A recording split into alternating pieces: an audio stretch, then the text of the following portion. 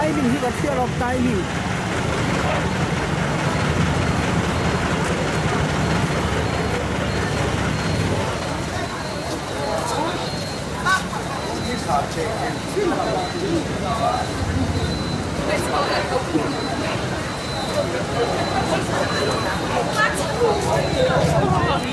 Very fresh.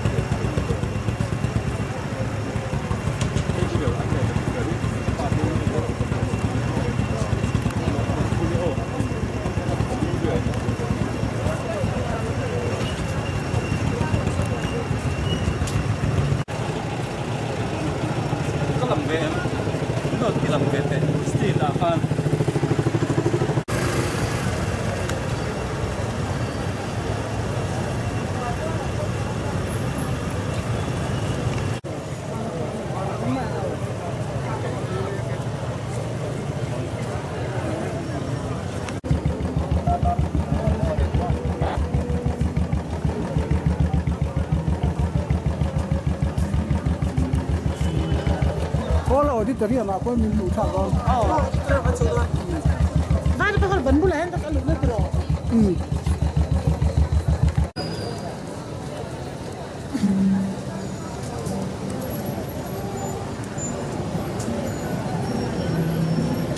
Narses, untam ne mai.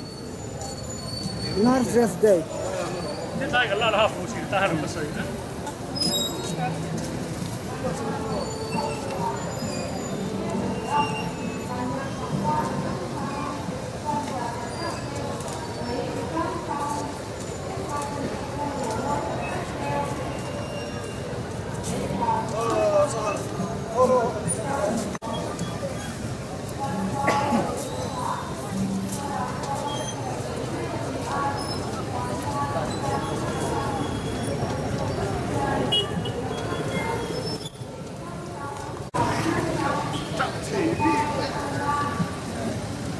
Hello. Hello.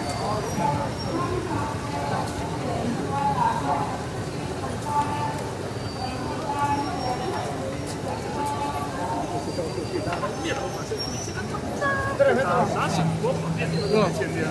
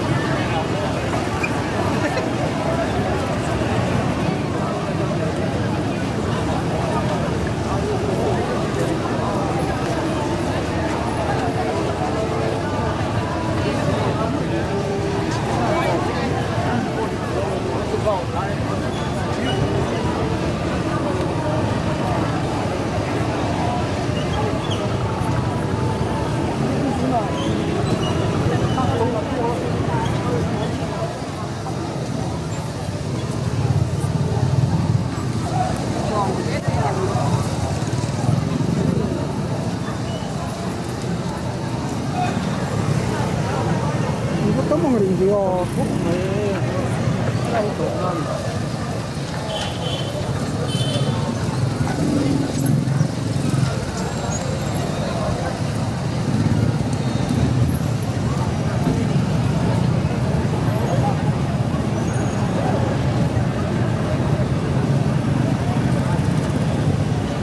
Itu dalam pendon, bola itu tadi ama.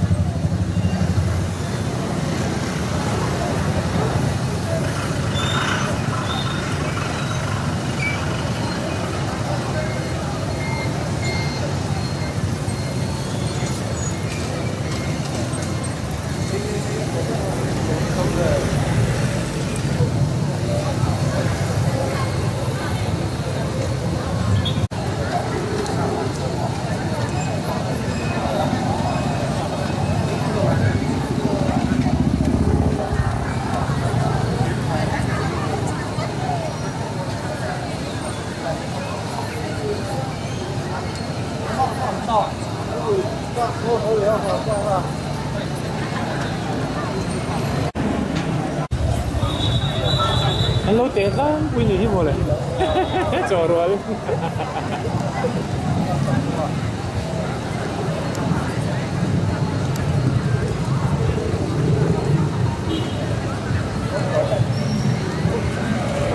Ang ganda pero ni sa room mo yan. Zolo.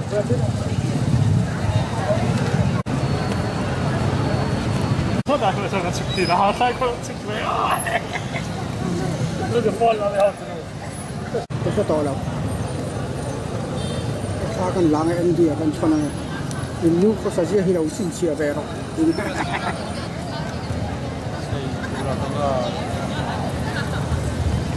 Ito ba na taro ba? Private ang bakaw na ko yung tingko. Oh, ano ko ro?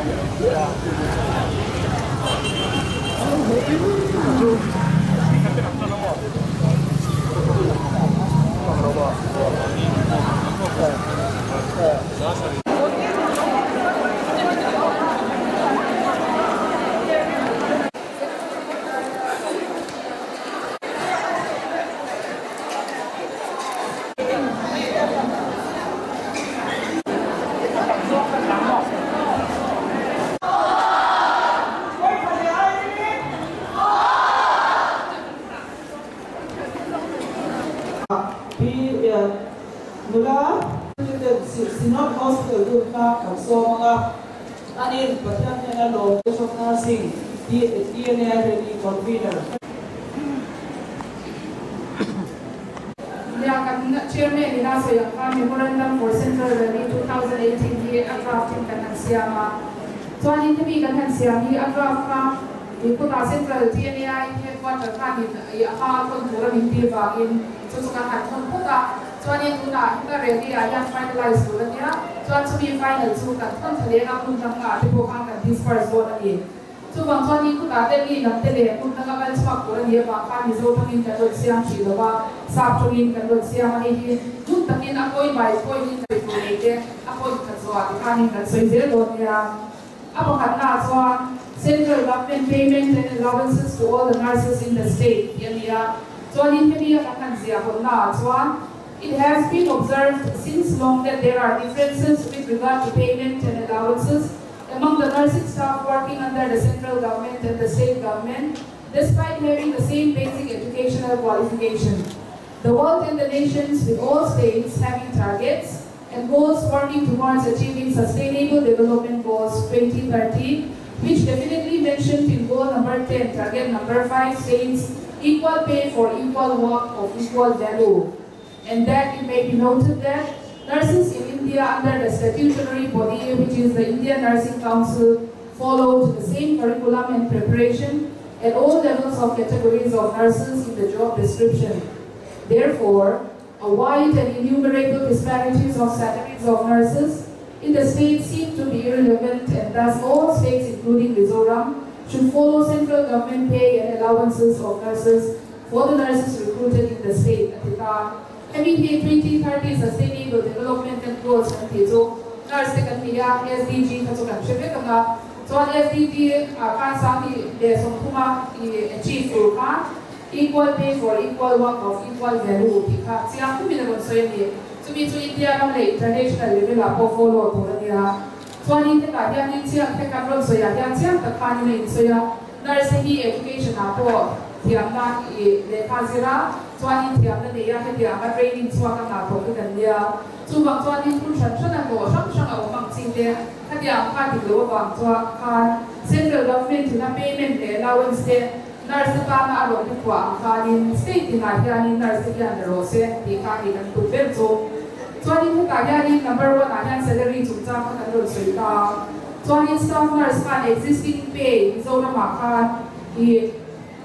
payment sang kwa sa kuma tama sin kum sang ni zaria rate pays sang ni le zari apea so an existing 6 central pay central 6 pay la ho te ka chuan payment na sang kwa sa kuma tama sin kum sang ni zaria na a rate pay ka Mizoram ma sang ni zaria ni la central pay a chuan sang ni zar ka ni what superintendent na